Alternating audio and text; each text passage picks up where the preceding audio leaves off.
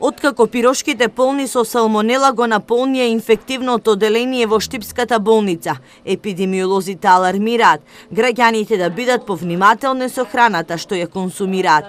Зеленчокот и овошјето да се мијат со чиста проточна вода, а за да се исчистат од пестициди, најдобро е да отстојат во вода со оцет или сода бикарбона.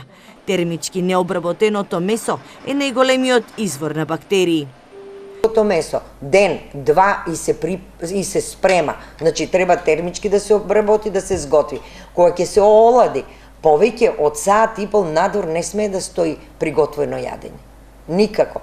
Густи сокови без разлика какви и да се, и густите сокови треба да стојат во фрижидер. Млекото, бидејќи млекото е протеин, сите протеини треба да бидат во фрижидер, не да стојат надвор. Во овие летни горештини кои допрва не очекуваат големо внимание, треба да се опрати на личната и колективна хигиена, посебно во ресторантите и хотелите. Приборот за јадење и чашите може да бидат лесни преносители на жолтица и хеликобактери. Во овие летни месеци 365 дена од годината е битна, а исто така, особено сега во овие летни месеци, хотелите, рестораните, кафичите, миењето на чашите, обавезно, хигиенски одржување на хигиената. Не е одржување на хигиена само што ќе се пребрише со една крпа.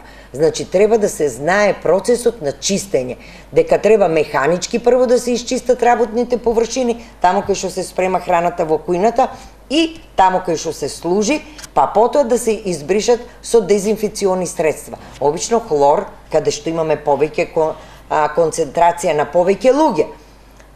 Приборот за јадење, чашите се место кај што најмногу се пренесуваат бактериите. Страбиновска советува во топлите денови да се избегнуваат кафењата од кафемати, а сунгерите за миење да се менуваат на секои 2 до 3 дена.